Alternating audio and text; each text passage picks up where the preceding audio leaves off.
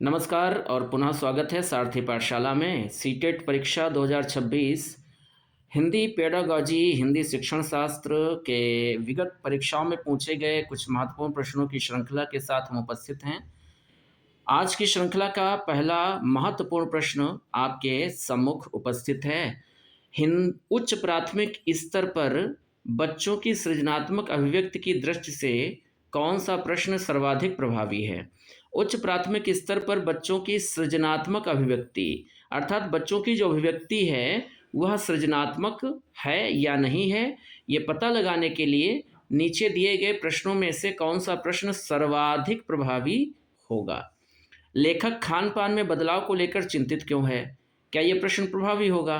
अब देखिए, ये प्रश्न कहीं न कहीं इशारा करता है कि ये प्रश्न किसी पाठ्य पुस्तक में दिए गए पाठ का है और अगर इस प्रश्न का उत्तर बच्चों से पूछा जाएगा तो सारे बच्चों का उत्तर समान होगा, इसलिए ये प्रभावी नहीं होगा। खान पान के मामले में स्थानीयता का क्या अर्थ है? इसका भी उत्तर रटा-रटाया होगा, समान होगा। खान पान में बदलाव के कौन से फ़ायदे हैं? क्या ये सही हो सकता है? या सबसे सही उपयुक्त विकल्प क्या होगा कि घर में बातचीत करके घर में बनने वाले पकवानों के बनने की प्रक्रिया बताइए। अब हर बच्चा अपने घर में बातचीत करेगा और बातचीत के आधार पर जो उत्तर देगा, हर बच्चे का उत्तर अलग होगा, भिन्न होगा, समान नहीं होगा। हम कह सकते हैं कि वी विकल्प यहाँ पर सही उत्तर है। अगला प्रश्न, भाषा सीखने और भाषा अर्जित करने। एक तो भाषा को सीखना है, दूसरा क्या करना है? अर्जित करना है। इन दोनों में अंतर का मुख्य आधार क्या होता है? भाषा का परिवेश, भाषा की प्रकृति, भाषा की जटिलता या भाषा का सौंदर्य? तो भाषा को सीखने और भाषा को अर्जित करने में जो अंतर का मुख्य आधार होता है वो क्या होता है? भाषा का परिवेश। अगर हम भाषा सीखते हैं तो भाषा का परिवेश कैसा होता है? विद्यालयीय होता है और अर्जित करने में भाषा का परिवेश कैसा होता है? सामाजिक। ठीक है, तो सही उत्तर ए हो जाएगा, ए विकल्प सही है। अगला प्रश्न है, दीप्ति ने 8वीं कक्षा के बच्चों को समान भाव वाली कविता खोज कर सुनाने के लिए कहा। दीप्ति ने, कोई अध्यापिका हैं जिनका नाम दीप्ति है और उन्होंने 8वीं कक्षा के बच्चों को समान भाव वाली कविता खोजकर सुनाने के लिए कहा। उन्होंने बच्चों को एक कविता पढ़ाई होगी और उसके बाद बच्चों से कहा कि इस कविता से मिलते जुलते भावों वाली अन्य कविता खोजिए और उसको सुनाइए। इसका मुख्य कारण है क्या है? बच्चों का मनोरंजन करने का निर्वहन होगा। क्या इस प्रकार से जो समान भाव की कविता खोजेंगे बच्चे तो उनका मनोरंजन होगा? बच्चों के बोध स्तर का आकलन होगा? या इस क्रिया से बच्चों की समझ का स्तर क्या है? क्या वो समान भाव की कविता को पहचान पा रहे हैं, भावों को जान पा रहे हैं अथवा नहीं? इसका आकलन होगा। बच्चों को समान भाव का अर्थ समझाना या बच्चों की श्रवण प्रक्रिया का आकलन करना। तो यहाँ उपयुक्त विकल्प हमारा हो जाएगा बच्चों के बोध स्तर का आकलन करना। ये जानना, ये पता लगाना कि क्या बच्चे इस बात को समझ पा रहे हैं कि समान भाव की कविता क्या होगी, क्या उसके भावों को ग्रहण कर पा रहे हैं अथवा नहीं? तो बी विकल्प हमारा उपयुक्त विकल्प है। राष्ट्रीय पाठचर्या की रूपरेखा 2005 भाषा को बच्चे के रिक्त स्थान है का सबसे समृद्ध संसाधन मानती है। राष्ट्रीय पाठचर्या की रूपरेखा 2005 अर्थात एनसीएफ 2005 भाषा को बच्चे के किसका सबसे समृद्ध संसाधन मानती है? व्यवसाय का, भाषा का, अस्मिता का या व्यक्तित्व का? तो एनसीएफ 2005 भाषा को बच्चे के व्यक्तित्व का सबसे समृद्ध संसाधन मानती है। बच्चे की भाषा से ही उसके व्यक्तित्व का पता चलता है, उसकी बुद्धिमत्ता का, उसके संस्कारों का, उसकी संस्कृति का, सबका पता हमें किससे चलता है? बच्चे की भाषा से। तो सही उत्तर यहाँ पर हो जाएगा डी। अगला प्रश्न कह रहा है, इनमें से कौन सा शब्द शब्दकोश में सबसे पहले आएगा? जो 4 शब्द दिए गए हैं इनमें से कौन सा शब्द शब्दकोश में सबसे पहले आएगा? सिलसिला, सीरत, सिमत या सिरजती? अब 4 शब्दों में कौन सा शब्द पहले आएगा ये देखना है।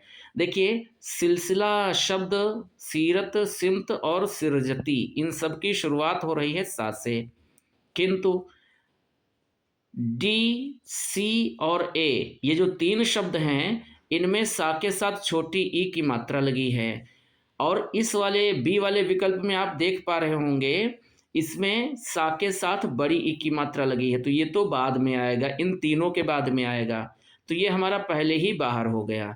अब 3 विकल्प हैं, सिलसिला, सिमत और सिरजती, इसमें से कौन सा शब्द पहले आएगा? तो ध्यान दीजिए, सिलसिला में सा के बाद ला है और ला है अंतःस्थ व्यंजन, सिमत में मा है, ये है पा वर्ग का व्यंजन, सिरजती में रा है, ये है अंतःस्थ व्यंजन। और अगर इनका हम क्रम देखें तो सा तो सम में है, सा के बाद पा वर्ग जो पांचवा वर्ग है उसका वर्ण मा आ रहा है तीसरे विकल्प में। इसके बाद किसका क्रम आएगा? तो रा वाले का आएगा, क्योंकि अंतःस्थ में या, फिर रा और रा के बाद ला आता है। तो ये हमारा आएगा पहले नंबर पर, ये आएगा दूसरे नंबर पर, ये आएगा तीसरे नंबर पर और ये आएगा चौथे नंबर पर। ठीक है, अब इस क्रम को देखते हुए हम कह सकते हैं कि शब्दकोश में कौन सा शब्द पहले आएगा? तो पहले कौन सा आएगा? सी विकल्प सही उत्तर हो जाएगा, सी विकल्प सही उत्तर हो जाएगा। अगला प्रश्न, कक्षा 6 में कविता शिक्षण के दौरान सर्वाधिक महत्वपूर्ण है। कविता शिक्षण में कक्षा 6 में कविता का शिक्षण के करते समय सर्वाधिक महत्वपूर्ण क्या होगा? भिन्न भिन्न समास पढ़ाना, या भिन्न भिन्न समासों वाली कविता पढ़ाना, भिन्न भिन्न छंदों के प्रयोग वाली कविता पढ़ाना, भिन्न भिन्न शब्द प्रयोग वाली कविता पढ़ाना, या भिन्न भिन्न भाव भूमि। तो देखिए, सबका कहीं ना कहीं महत्व है। कविता ऐसी हो जिसके शब्द अलग हों, भिन्न हों, सही है, छंद भी भिन्न हो, समास भी भिन्न हो, लेकिन सबसे महत्वपूर्ण है कि कविता का, काव्य का भाव भिन्न होना चाहिए।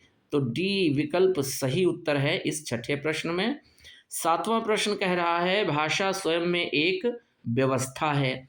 भाषा कैसी व्यवस्था है? जटिल व्यवस्था है? नहीं। सरल व्यवस्था है? यह भी सही नहीं है। तार्किक है? यह भी नहीं। भाषा कैसी व्यवस्था है? नियमबद्ध व्यवस्था है। ए विकल्प सही उत्तर है इस प्रश्न का। नाटक और एकांकी पढ़ने पढ़ाने के दौरान, जब नाटक या एकांकी पढ़ रहे हों या पढ़ा रहे हों, इस दौरान सर्वाधिक महत्वपूर्ण क्या है? सबसे ज़्यादा महत्वपूर्ण क्या है? मौन पठन। बिल्कुल हम मौन पठन कर सकते हैं, मन में कहानी, नाटक या एकांकी को पढ़ सकते हैं, लेकिन मौन पठन में उतना आनंद नहीं आएगा। संवाद अदायगी, एकांकी और नाटक को पढ़ते समय जो उसमें दिए गए संवाद हैं उनको अदा करना, मतलब उनका सस्वर वाचन करना, सस्वर बोलना और भाव के अनुरूप बोलना, क्या ये सही होगा? उच्चारणगत शुद्धता या नाटक के शास्त्रीय तत्व, तो यहाँ पर जो सही विकल्प है वो कौन सा हो जाएगा? संवाद अदायगी। बी विकल्प सही उत्तर हो जाएगा इस प्रश्न में। अगला प्रश्न, 9वां प्रश्न, कक्षा 8 के लिए साहित्य का चयन करते समय आप किस तत्व को सर्वाधिक महत्व देंगे? कक्षा कौन सी है? तो कक्षा है 8, और कक्षा 8 के लिए साहित्य का चयन करते समय आप किस तत्व को सर्वाधिक महत्व देंगे या देंगी? रहस्य और रोमांच को सर्वाधिक महत्व देंगे, पशु पक्षियों को, परी कथाओं को, राजा रानी की कहानियों को? तो देखिए, पशु पक्षी, परी, राजा रानी, राजकुमारी, राजकुमार, ये सारी कहानियाँ जो महत्व रखती हैं, किसके लिए रखती हैं? प्राइमरी के बच्चों के लिए। प्राथमिक स्तर के बच्चों को सबसे अधिक आनंद किस में आता है? परियों की कहानियाँ सुनने में, या राजा रानी की कहानियाँ सुनने में, या पशु पक्षियों की कहानियाँ सुनने में। और यहाँ संदर्भ क्या दिया जा रहा है? कक्षा 8 का। बात किसकी की जा रही है? कक्षा 8 की। कक्षा 8 में पहुँचते पहुँचते बच्चे का स्तर बढ़ जाता है और उसको पशु पक्षी, परी या राजा रानी की कहानियों से अधिक आनंद किसमें प्राप्त होता है? उन कहानियों में, उन कथाओं में, उस साहित्य में जो रहस्य से युक्त हो और जिस साहित्य में रोमांच हो। तो निश्चित रूप से यहाँ ए विकल्प हमारा सही उत्तर हो जाएगा। संसाधन के रूप में बहुभाषिकता का क्या अर्थ होता है? बहुभाषिकता और किस रूप में? संसाधन के रूप में। इसका तात्पर्य क्या है? भाषा शिक्षण के लिए शिक्षार्थियों की भाषा का प्रयोग करना, या विज्ञान तथा भाषाओं के शिक्षण की विधियों के रूप में शिक्षार्थियों की भाषा का प्रयोग करना, कक्षा में शिक्षार्थी के परिवार की भाषाओं का प्रयोग करना, या फिर कक्षा में शिक्षार्थियों की भाषा की पाठ्य सामग्री, विचार, अभ्यासों और उनके सांस्कृतिक पहलुओं का प्रयोग करना।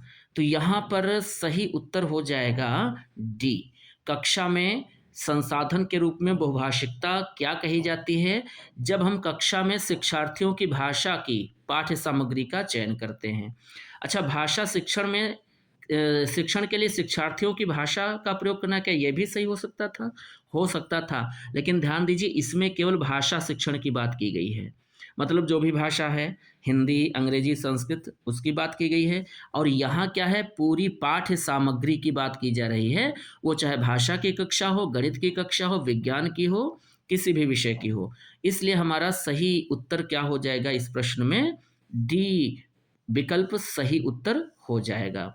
अगला प्रश्न है, शिक्षार्थी उपलब्धियों के उन स्तरों को दूसरों की मदद से प्राप्त कर सकते हैं जिन्हें वह अकेले अपने आप नहीं प्राप्त कर पाते। शिक्षार्थी उपलब्धियों के उन स्तरों को दूसरों की मदद से प्राप्त कर सकते हैं जिन्हें वह अकेले अपने आप प्राप्त नहीं कर पाते। भाषा अधिगम में यह धारणा किस रूप में जानी जाती है?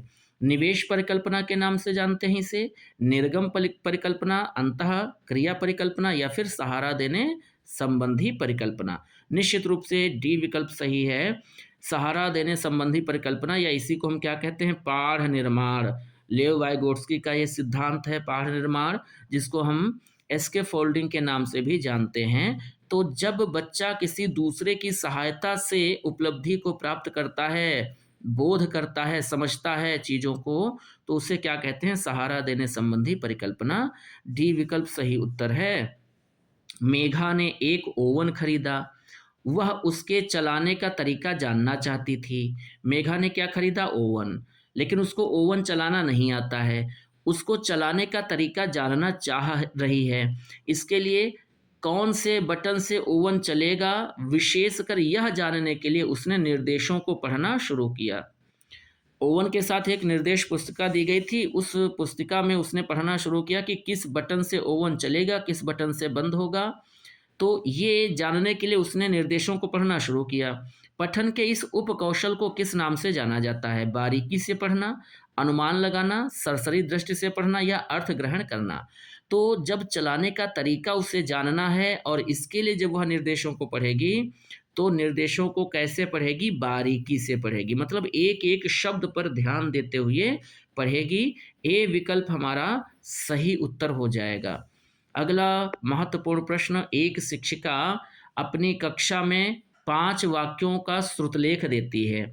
एक अध्यापिका है, एक शिक्षिका है जो अपनी कक्षा के बच्चों को, छात्रों को 5 वाक्यों का श्रुतलेख देती है, इमला देती है। और क्या करती है? वह 5 वाक्यों को 2 बार बोलती है। कितनी बार बोलती है? 2 बार। तथा शिक्षार्थियों को वाक्यों को बिल्कुल उसी तरह से लिखने के लिए कहती है।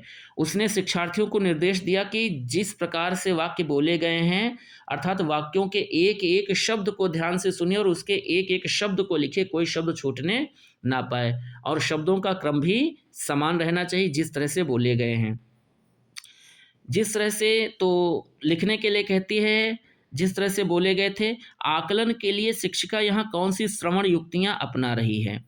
अब शिक्षिका को बच्चों के श्रवण कौशल का आकलन करना है, और श्रवण कौशल के आकलन के लिए कौन सी युक्ति अपना रही है?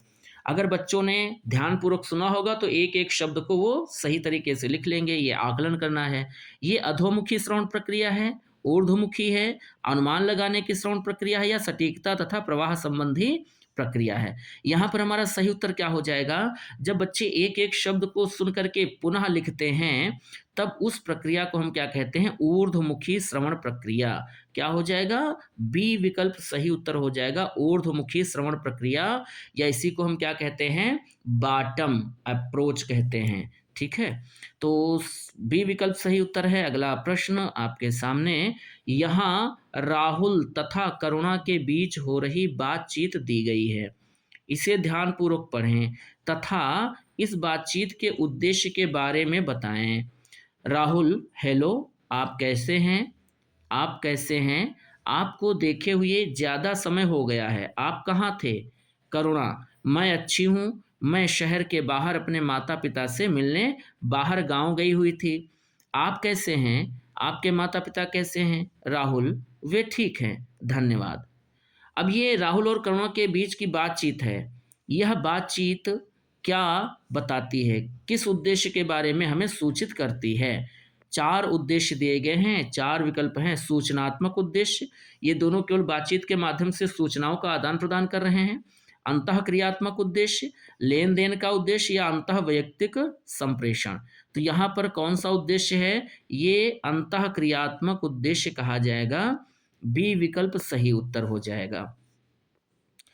भाषा अधिगम के लिए आकृति उन्मुखी, कैसी आकृति उन्मुखी भाषाई निवेश से क्या तात्पर्य है? भाषा अधिगम के लिए, भाषा सीखने के लिए आकृति उन्मुखी भाषाई निवेश। आकृति उन्मुखी भाषाई निवेश क्या होता है? तो आकृति का मतलब होता है, आकृति का मतलब होता है आकार या प्रकार, और प्रकार किसका? भाषा का। और भाषा के प्रकार में क्या क्या आता है? तो ध्यान दीजिए, भाषा के प्रकार में, जो भाषा के प्रकार होते हैं उसमें वर्ण भी आएगा, शब्द भी आएगा, और क्या आएगा? वाक्य।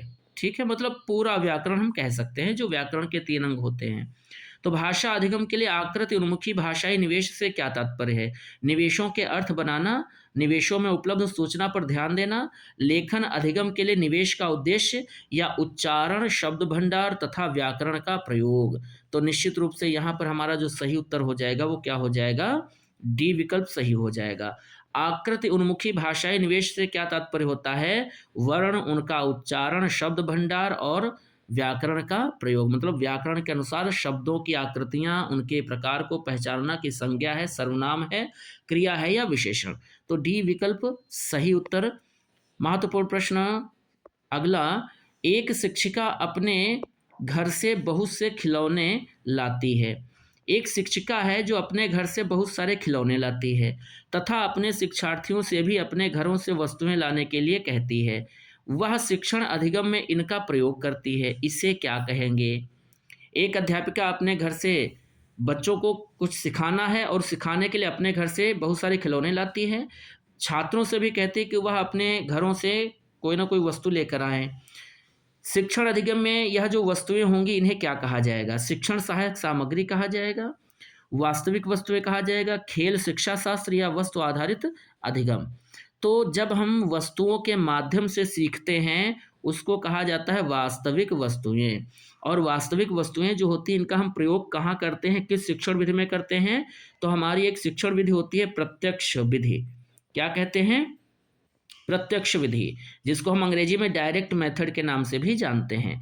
इसमें क्या होता है कि हमें अगर बच्चे को कोई शब्द पढ़ाना है तो हम प्रायः क्या करते हैं? शब्दों का अध्ययन करते समय मातृभाषा का प्रयोग करते हैं। लेकिन डायरेक्ट मेथड कहता है कि मातृभाषा का प्रयोग न करते हुए शब्द से संबंधित वस्तु को बच्चे के सामने प्रस्तुत करना चाहिए, वस्तु को दिखाना चाहिए।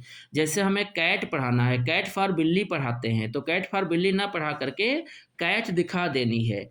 COW काऊ, काऊ मीन्स गाय, ना पढ़ा करके हमें बच्चे को काऊ दिखा देनी है, गाय दिखा देनी है। तो ये यहाँ पर जो वस्तुएं हैं क्या कही जाएंगी? इन वस्तुओं को हम क्या कहेंगे? इनको हम कहेंगे वास्तविक वस्तुएं या रियलिया। अगला महत्वपूर्ण प्रश्न है, भाषा अधिगम में बोधगम्य निवेश। कैसा निवेश? बोधगम्य। इससे क्या तात्पर्य होता है? बोधगम्य निवेश क्या होता है? बोधगम्य निवेश होता है कि बच्चों ने इसके पहले जो सीखा है, जाना है, समझा है, पढ़ा है, उसको आधार बना करके उससे थोड़ी क्लिष्ट सामग्री उनको पढ़ने को दी जाए। और इसका तात्पर्य क्या होता है ये पूछा गया है। शिक्षार्थियों को उनकी आयु के अनुसार बोधगम्य स्तर वाले भाषा के अवसर देना। देखिए, वैसे तो अवसर देने वाली बात सीटेट में प्राथमिकता पर रखी जाती है, लेकिन क्या ये सही होगा या नहीं, अगले विकल्प को पढ़ लेते हैं। अपनी आयु के उपयुक्त बोधगम्य पठन का शिक्षण, शिक्षार्थियों को उनके भाषा स्तर से थोड़े ऊपर की भाषा में संलग्न करना। निश्चित रूप से सी विकल्प यहाँ पर सही हो जाएगा। ठीक है, और ये बोधगम्य निवेश की परिकल्पना किसकी है? स्टीफन क्रेशन की है। अगला प्रश्न, निम्नलिखित कार्य लेखन की किस श्रेणी में आएगा?